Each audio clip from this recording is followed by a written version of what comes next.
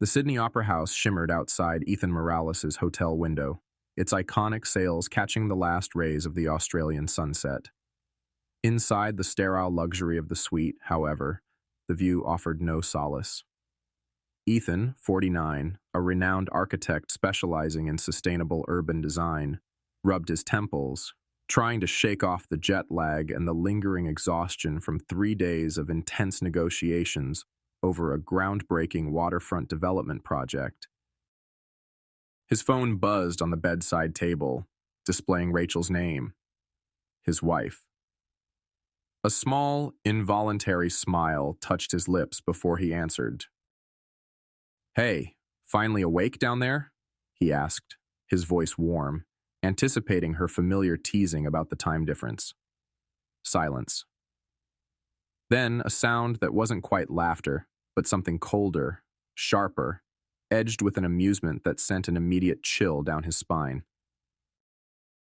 "Guess what, Ethan?" Rachel's voice came through unnaturally bright, stripped of any warmth. "I'm divorcing you." The world tilted slightly. He gripped the edge of the nightstand, the polished wood cool beneath his fingers. "Rachel, what are you talking about? Is this some kind of joke?" "Oh, it's no joke," she continued, the brittle amusement intensifying. "It's actually rather liberating. And by the way, Jordan and I are buying matching Teslas, white ones. Very chic, Jordan." Her charismatic, much younger protégé at the architectural firm they co-founded back in Chicago. Jordan, who Ethan had mentored, trusted. The name landed like a stone in his gut. The Teslas. A deliberate, ostentatious detail designed to inflict maximum sting. He remained silent, absorbing the calculated cruelty. He could hear the faint clink of ice in a glass on her end, visualizing her perhaps lounging on their custom-designed sofa in the Chicago penthouse he'd meticulously crafted, celebrating her newfound freedom. "So," he said finally, his voice remarkably steady, betraying none of the sudden, sickening lurch in his stomach. "Teslas, interesting choice." He kept his tone level, almost conversational, refusing to give her the satisfaction of an outburst, the validation of his pain. "Which model?" There was a beat of surprised silence on her end, as if his lack of immediate devastation had thrown her off script. Then the brittle amusement returned. "The plaid, naturally. Nothing but the best for our fresh start." Our fresh start. The possessive pronoun was another twist of the knife. "I see," Ethan said softly. He looked out at the opera house, now silhouetted against the deepening twilight. The beauty felt obscene. "Well, thank you for letting me know." He disconnected the call before she could reply, the sudden silence in the hotel room more deafening than her chilling pronouncements. He didn't throw the phone. He didn't shout. He simply stood there, the architect known for his cool logic and meticulous planning, as the carefully constructed edifice of his 15-year marriage crumbled around him, revealing a foundation built not on shared dreams, but on calculated deceit. The matching white Teslas weren't just a symbol of her future, they were a declaration of war. And Ethan Morales, though blindsided, was already beginning to draft his counterplans. The silence in the suite pressed in, thick and absolute. Ethan didn't move for a long moment, the Sydney skyline outside now a meaningless pattern of lights. The shockwave of Rachel's words had hit, splintering the carefully ordered world he inhabited.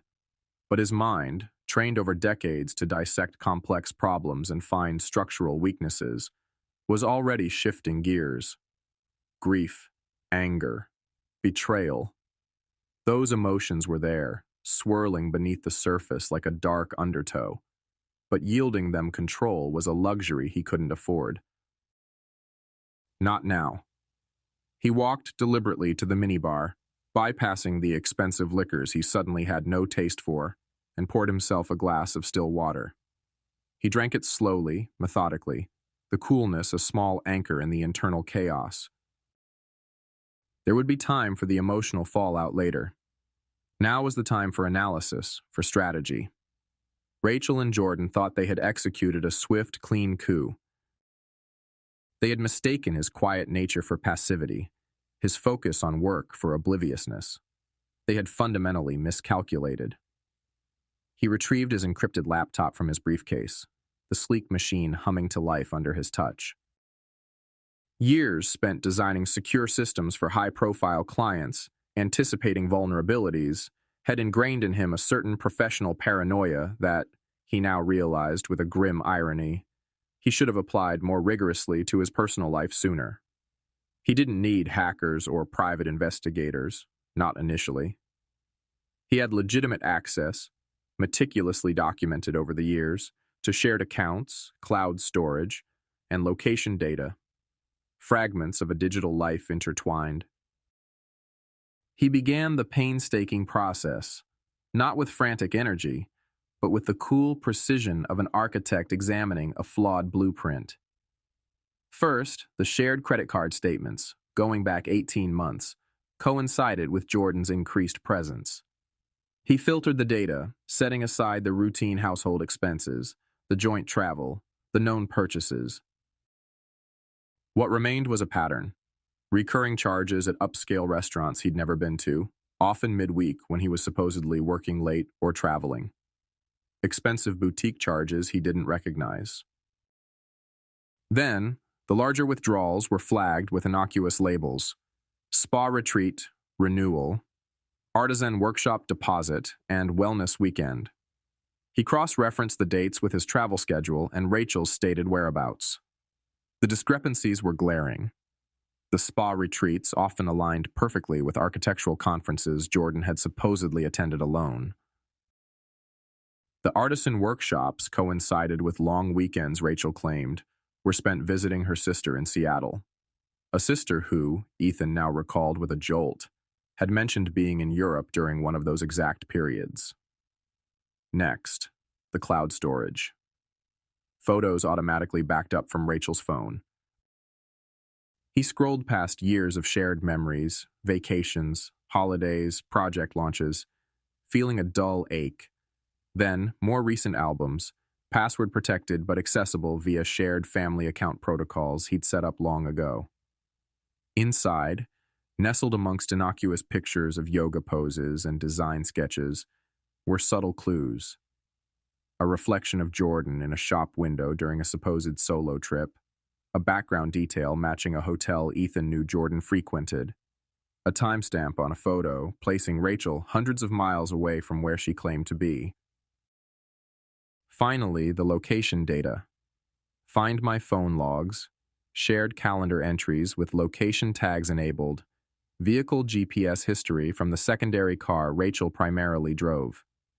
He exported the raw data, feeding it into a simple mapping software he wrote himself years ago for tracking construction site logistics. Patterns emerged: repeated late-night pings near Jordan's downtown apartment building, overnight stays coinciding exactly with dates Ethan was out of town, weekend trips logged heading towards resort towns, not Seattle. He worked through the night, the initial numbness giving way to a cold, focused anger. Each piece of data was a small betrayal, meticulously logged. Rachel hadn't just had an affair, she had systematically siphoned their shared resources to fund it, weaving a complex web of lies disguised as wellness retreats and professional development. The matching Teslas weren't a spontaneous celebration. They were the culmination of a long-term, parasitic extraction. He saved everything, encrypting the files, creating redundant backups on secure drives. This wasn't just ammunition for a divorce settlement. It was a forensic portrait of deceit. He wasn't collapsing, he was compiling. The storm Rachel had unleashed was coming, but Ethan Morales was calmly preparing his foundations, reinforcing his walls, and sharpening his tools. He would not be swept away, as Ethan meticulously archived the evidence of personal betrayal, the dinners, the trips, the lies funded by joint accounts. Another, colder suspicion began to surface.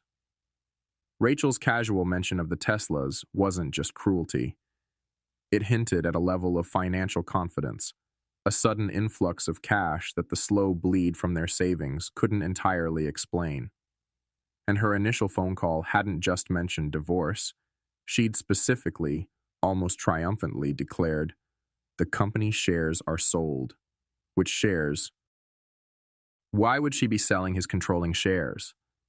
His company, Innovate Solutions, wasn't just a job. It was his life's work, built from scratch over 12 years. They had founded it together, yes, his architectural vision and software genius, her marketing savvy and initial sales drive.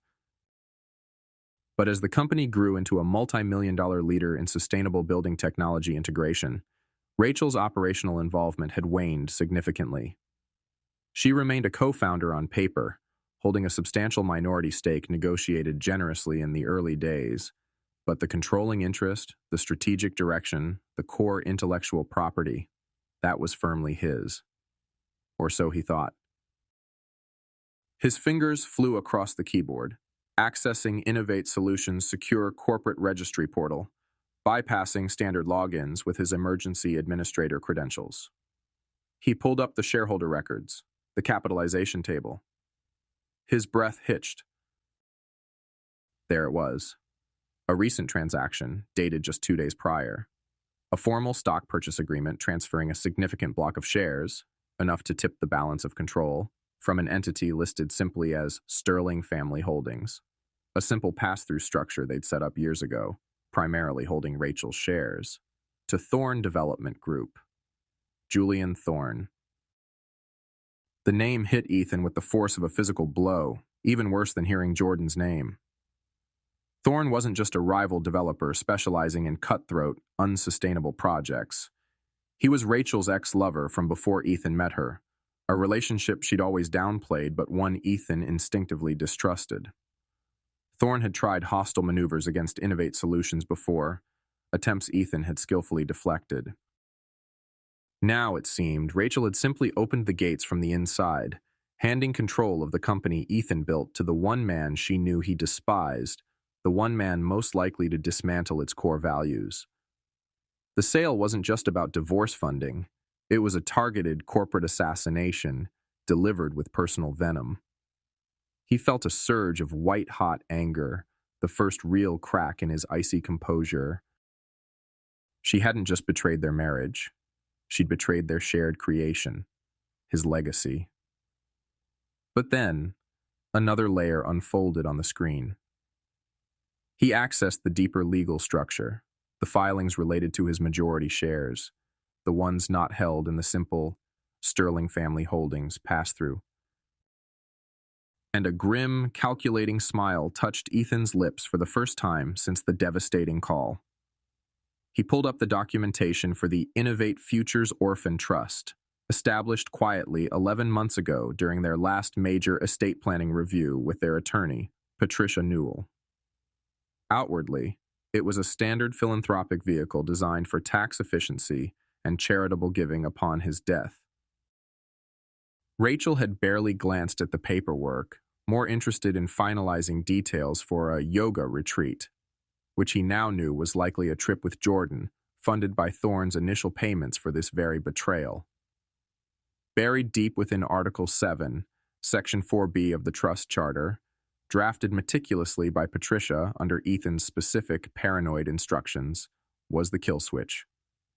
It stipulated that upon verifiable evidence of either spousal infidelity confirmed through digital communication records or any attempt by a non-designated party, anyone but Ethan, to initiate a transfer or sale of the trust-held controlling shares, the trust would automatically invoke emergency protective measures.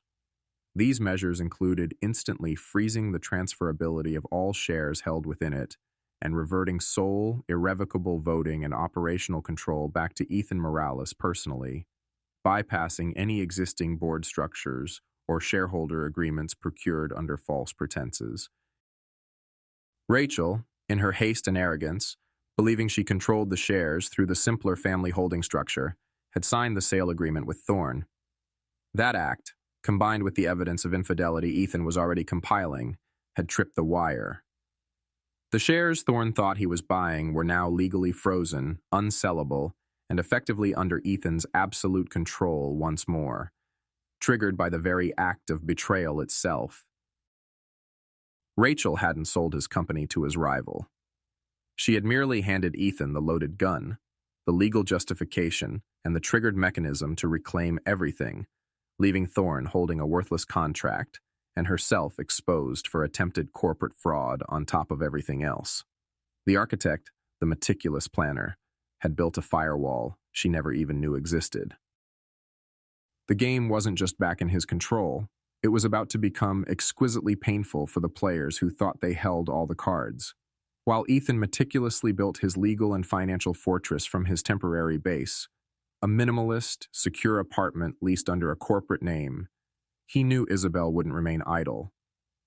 Her initial shock would curdle into fury, then into calculated counterattack. She wouldn't just accept the loss of the house and the company's shares. She would try to discredit him, perhaps even frame him, to gain leverage in the inevitable, messy divorce proceedings. He anticipated her next move. His suspicions were confirmed sooner than expected. Marcus Bell, his digital forensics expert, flagged unusual activity originating from within the LA Villa network before Ethan had officially reclaimed it, but after Isabel knew the stock sale was potentially compromised. Remote access pings, unusual data packet uploads to encrypted cloud storage distinct from their usual shared accounts.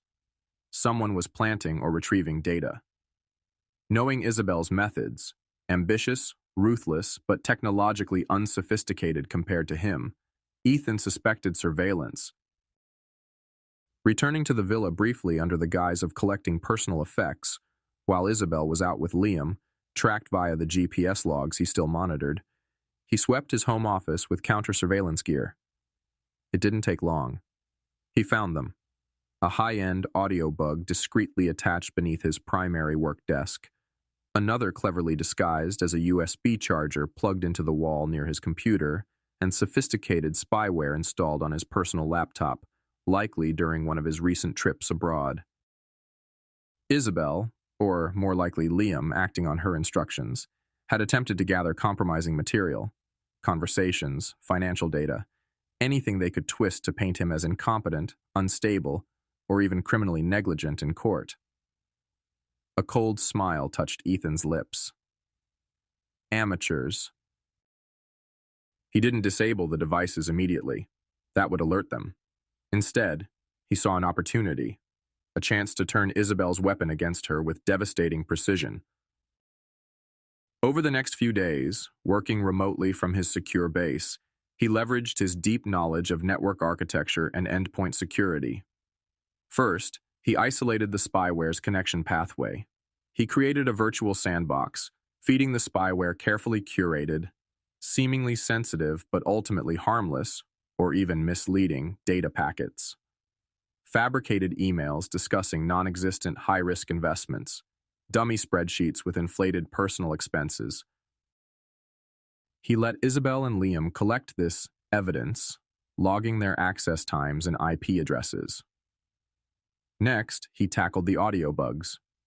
He identified the specific cloud storage accounts Isabel was using to upload the recordings, likely set up under pseudonyms or burner details. Gaining access was trivial for someone with his skills. He found hours of recordings, mostly mundane office sounds, his own legitimate business calls, background noise.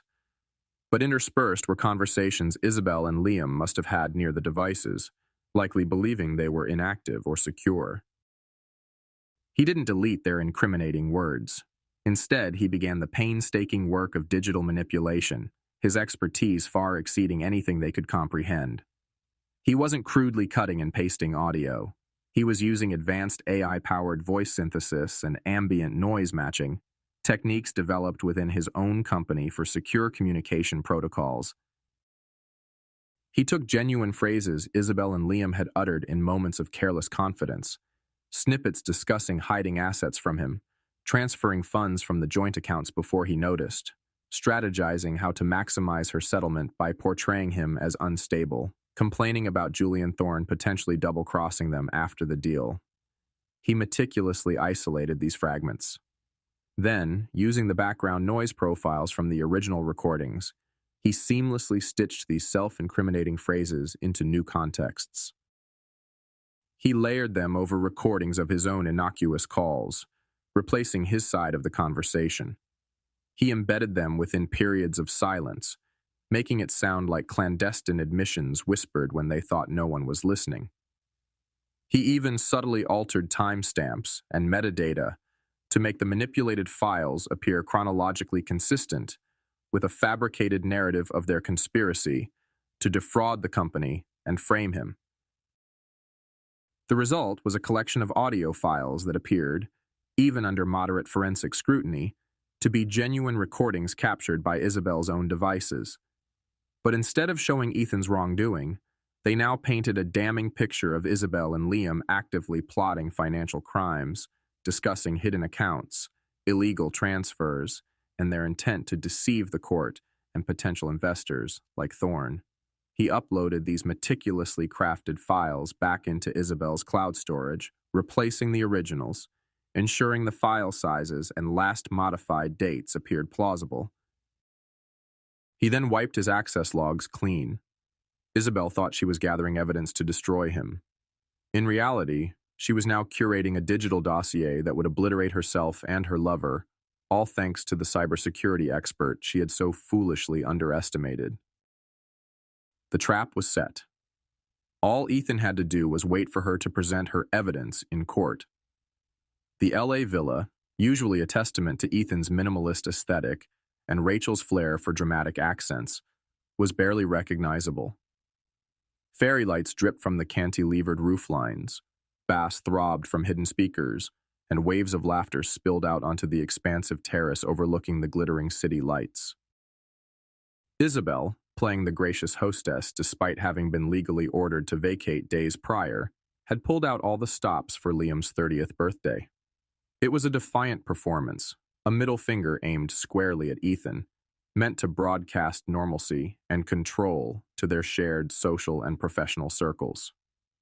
Inside, the crowd was a curated mix: oblivious friends, ambitious colleagues from Innovate Solutions, likely invited to subtly gauge loyalties, and a few key figures from the city's tech and design scenes. Liam, preening in a ridiculously expensive jacket likely bought with funds siphoned from Ethan's accounts, was holding court near the infinity pool. Isabel, radiant in red, moved through the guests, champagne flute in hand, accepting compliments on her beautiful home. No one expected Ethan. He hadn't RSVP'd, hadn't returned calls, hadn't engaged since serving the notice to vacate. Isabel likely assumed he was licking his wounds, planning his legal strategy from afar. His entrance was timed perfectly. As a DJ spun a particularly loud track, Ethan bypassed the main entrance, using a service gate code he hadn't bothered to change yet. He walked calmly through the side garden, unnoticed until he reached the main terrace doors. He paused there, taking in the scene. The oblivious revelry, the smug confidence on Liam's face, the brittle triumph in Isabel's eyes as she laughed at something a guest said. Then, he stepped inside.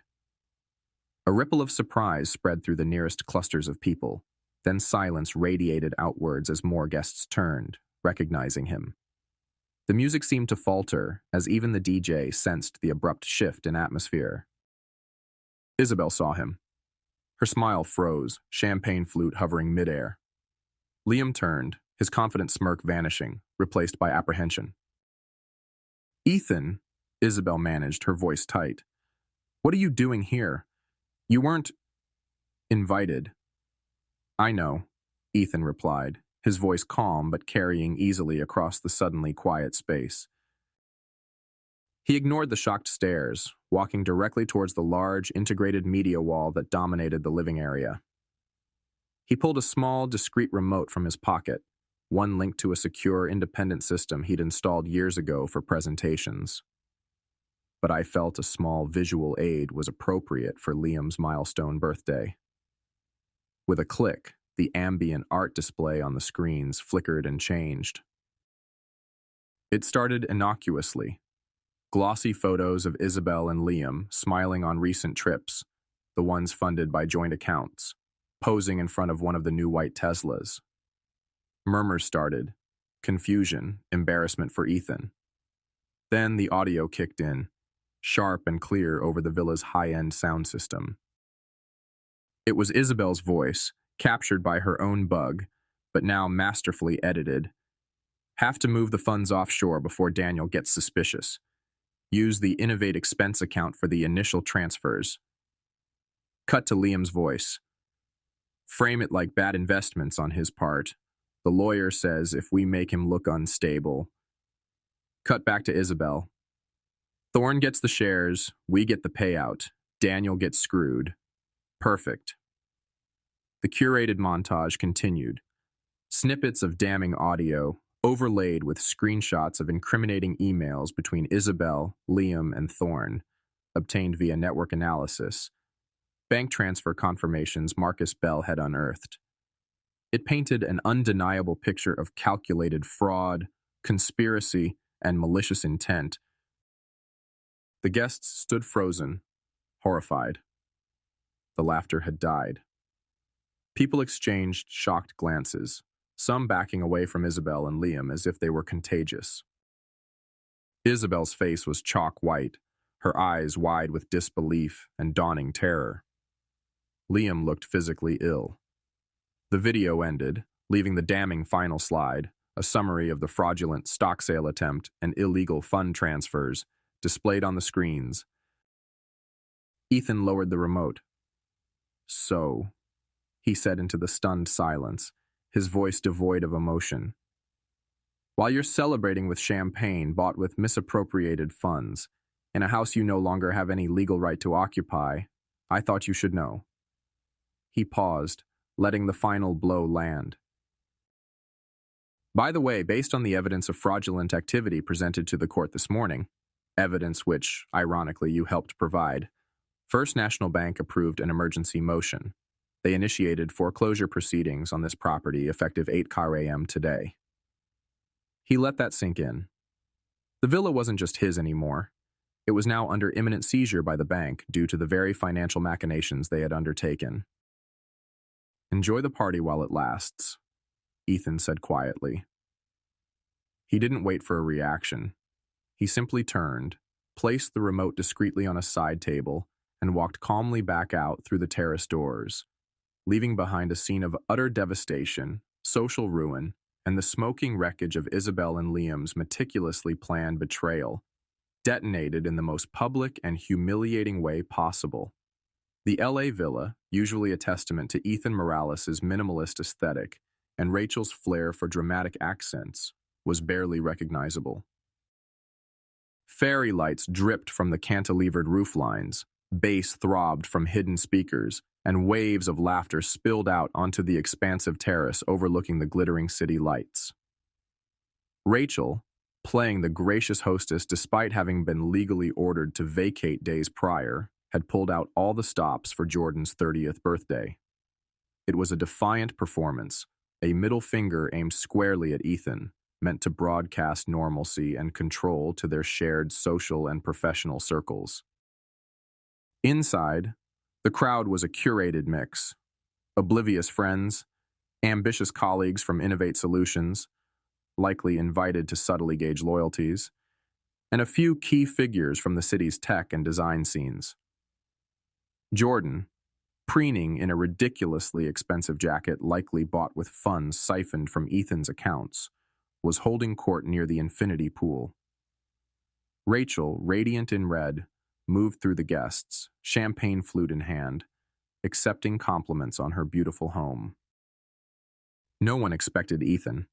He hadn't RSVP'd, hadn't returned calls, hadn't engaged since serving the notice to vacate. Rachel likely assumed he was licking his wounds, planning his legal strategy from afar.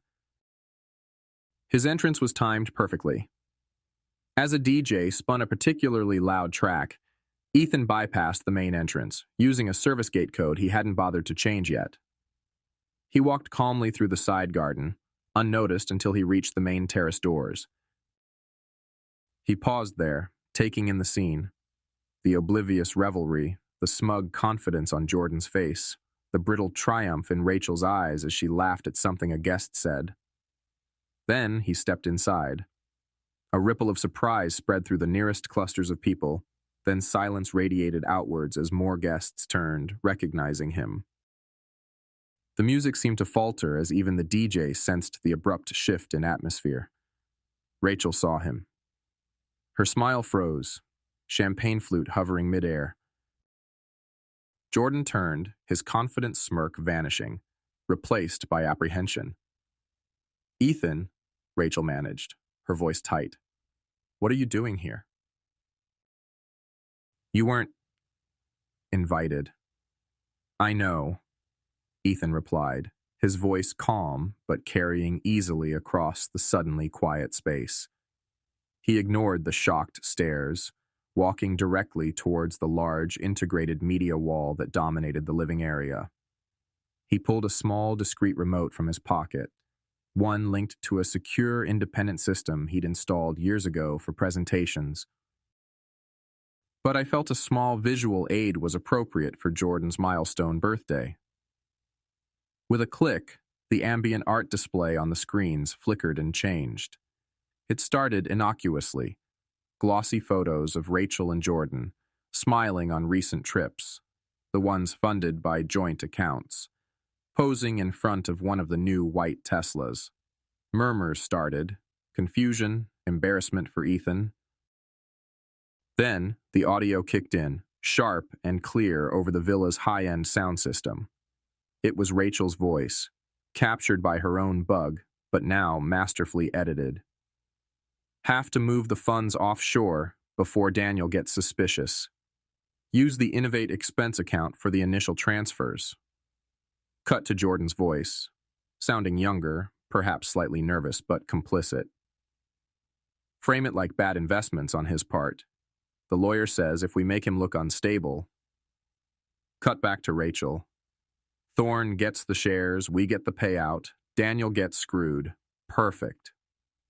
Correction note. Retaining Thorne's name here as the rival buyer, Jordan is the affair partner, protégé, benefiting. The curated montage continued. Snippets of damning audio overlaid with screenshots of incriminating emails between Rachel, Jordan, and Thorne, obtained via network analysis. Bank transfer confirmations Marcus Bell had unearthed. It painted an undeniable picture of calculated fraud, conspiracy, and malicious intent. The guests stood frozen, horrified. The laughter had died. People exchanged shocked glances, some backing away from Rachel and Jordan as if they were contagious. Rachel's face was chalk white, her eyes wide with disbelief and dawning terror. Jordan looked physically ill. The video ended, leaving the damning final slide, a summary of the fraudulent stock sale attempt to Thorne and illegal fund transfers involving Rachel and Jordan, displayed on the screens. Ethan lowered the remote. "So," he said into the stunned silence, his voice devoid of emotion, "while you're celebrating with champagne bought with misappropriated funds, in a house you no longer have any legal right to occupy, I thought you should know." He paused, letting the final blow land. "By the way, based on the evidence of fraudulent activity presented to the court this morning, evidence which, ironically, you helped provide, First National Bank approved an emergency motion. They initiated foreclosure proceedings on this property effective 8:00 a.m. today." He let that sink in. The villa wasn't just his anymore. It was now under imminent seizure by the bank due to the very financial machinations they had undertaken. "Enjoy the party while it lasts," Ethan said quietly. He didn't wait for a reaction.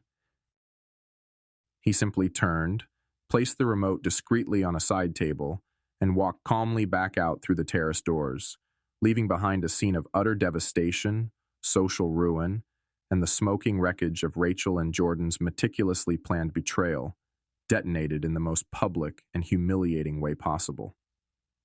The sterile atmosphere of the Los Angeles County Superior Courtroom felt worlds away from the glittering chaos of the birthday party weeks earlier. The air hummed not with music, but with the low murmur of lawyers and the occasional sharp rap of the judge's gavel. Ethan sat beside his attorney, Eleanor Vance, calm and composed. Across the aisle, Rachel and Jordan looked pale and drawn, their expensive attire doing little to mask the desperation in their eyes. Their lawyer, a different one from the initial blustering emails, looked harried. Julian Thorne was notably absent, represented only by his own legal team, attempting to distance himself from the implosion. The proceedings were less a trial and more a systematic dismantling of Rachel and Jordan's case. Eleanor Vance, known for her meticulous preparation and courtroom aggression, laid out the evidence with surgical precision. First, the financial evidence presented by forensic accountant Marcus Bell. Detailed reports tracing the systematic transfer of over $400,000 from joint accounts to shell accounts controlled by Rachel and Jordan. Expenditures clearly funding Jordan's lifestyle and initial deposits for their planned, now defunct, Tesla purchases and business ventures, all meticulously timed during Ethan's international trips.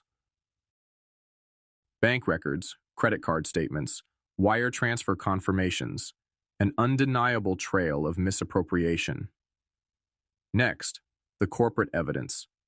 The documentation proving the controlling shares of Innovate Solutions were held securely within the Orphanage Philanthropic Trust, the trust's specific clauses regarding infidelity and hostile action, the logs showing Isabel's, or Liam's acting for her, failed attempts to access and transfer those shares after the trust's protective measures were triggered and the now voided stock purchase agreement signed between Rachel, via Sterling Family Holdings, and Julian Thorne's company.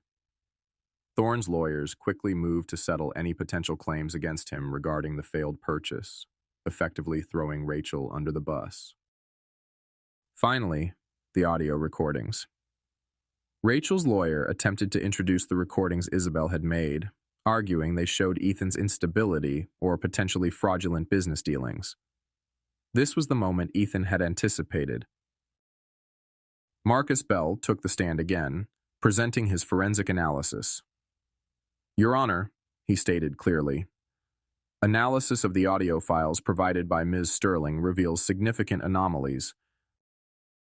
While the underlying voice prints are authentic, the files exhibit clear evidence of digital splicing, ambient noise inconsistencies, and metadata manipulation inconsistent with continuous recording on the devices allegedly used." He then presented the original, albeit now edited by Ethan, files recovered from Isabel's cloud storage. Conversely, these recovered files, Marcus continued, playing curated, damning snippets of Isabel and Jordan discussing hiding assets and framing Ethan, show internal consistency, but depict a narrative directly contradicting Ms. Sterling's claims. They suggest a conspiracy by Ms. Sterling and Mr. Jordan's last name against Mr. E. Morales and Innovate Solutions. Rachel's lawyer sputtered objections, but the damage was done. Isabel's attempt to frame Ethan had not only failed, but had spectacularly backfired, painting her and Jordan as clumsy conspirators. The judge, visibly displeased by the attempted deception, ruled the recordings submitted by Rachel inadmissible due to evidence of tampering, while allowing the Ethan manipulated, recovered recordings as relevant to the pattern of deceit. Faced with the overwhelming weight of financial evidence, the legally void stock sale, the triggered trust protecting Ethan's company shares, and the disastrous backfiring of the audio recordings, Rachel and Jordan's case collapsed. The judge's ruling was swift and decisive. The divorce was granted, but the financial settlement was brutal for Rachel and Jordan. The court upheld the orphanage trust's integrity, confirming Ethan's sole control over Innovate Solutions. All funds traced as improperly transferred from joint accounts were ordered returned to Ethan immediately, or liens placed against any known assets of Rachel and Jordan. The prenuptial agreement, which Rachel had likely hoped to contest by painting Ethan negatively, was upheld due to her clear breach of fiduciary duty and demonstrated fraud. She was awarded minimal spousal support, barely enough to cover basic living expenses for a short period, and walked away with virtually none of the marital assets she had anticipated. Ethan felt no elation, only a grim sense of justice served. He had presented the facts, exposed the lies, and protected what was rightfully his. He watched Rachel and Jordan absorb the verdict, their faces masks of disbelief morphing into stark terror as the full financial consequences hit them. The legal battle was over. Ethan had won, not just retaining his assets, but utterly dismantling the foundation of their betrayal. The courtroom victory was swift, but the real consequences unfolded with brutal efficiency in the days and weeks that followed. The legal defeat wasn't just a loss on paper, it was a demolition charge set under the carefully constructed life Rachel and Jordan had envisioned. First came the asset freeze. The accounts they had secretly opened, funded with Ethan's money, were locked down by court order. The initial seed capital for their planned yoga studio lifestyle brand evaporated.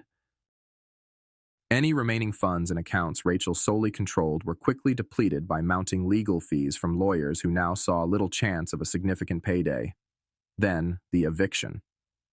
The foreclosure initiated by First National Bank on the LA villa, expedited due to the clear evidence of fraud presented in the divorce proceedings, proceeded rapidly. One sunny afternoon, while Rachel and Jordan were likely arguing with lawyers or scrambling for funds, sheriff's deputies arrived with an eviction notice.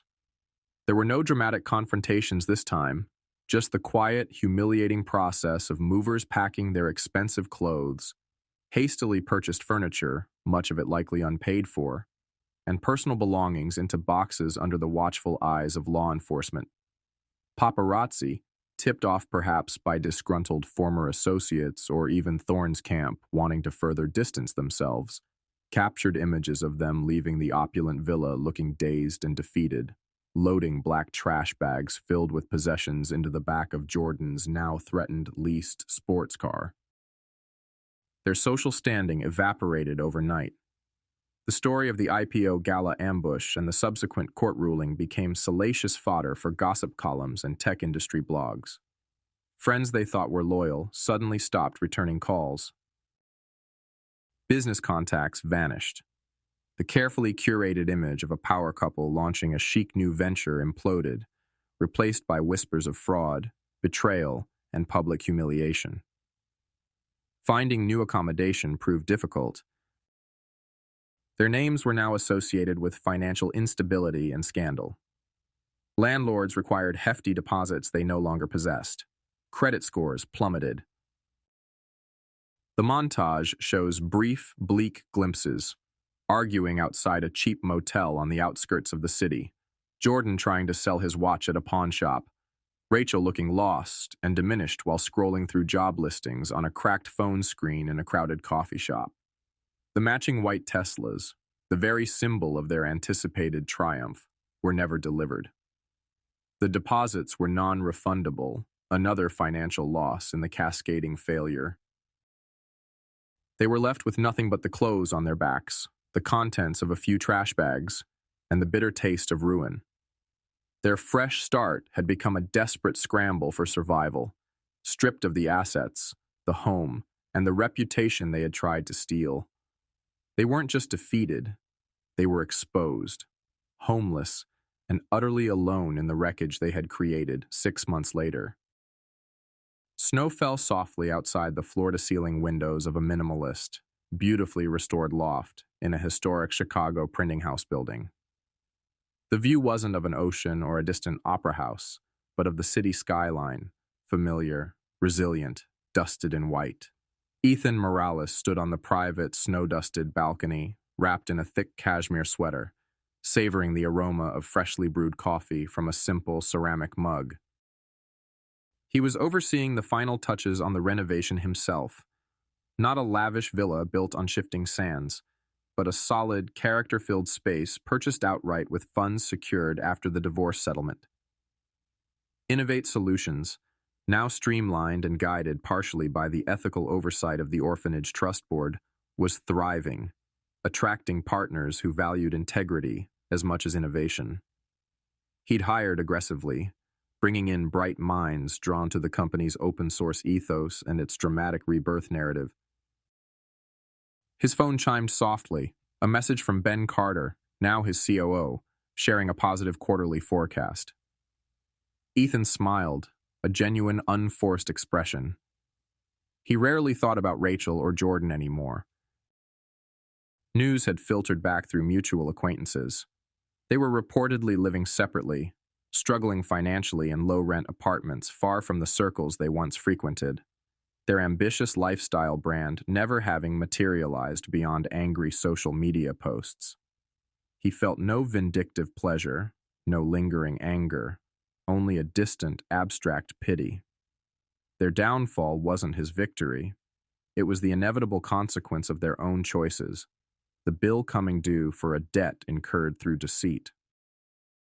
He took another sip of coffee, the warmth spreading through him, contrasting with the crisp winter air. He looked around the loft, the clean lines, the exposed brick, the carefully chosen pieces of art that spoke to his taste, not Rachel's. He was building again, not just structures, but his life, on a foundation of honesty and self-reliance. The revenge, if one could call it that, hadn't been loud or explosive in its aftermath. It had been precise, legal, and ultimately devastatingly effective because it simply enforced the truth. He hadn't needed to destroy them. They had destroyed themselves with their greed and betrayal. He had merely held up a mirror, amplified by the unblinking eye of technology and law, and allowed the world to see the reflection. The cost of betrayal, he reflected, watching a snowflake land gently on the balcony railing, wasn't always a dramatic reckoning. Sometimes it was simply evaporation. The slow, quiet dissolving of trust, respect, assets, and finally, the very future one schemed so desperately to grasp.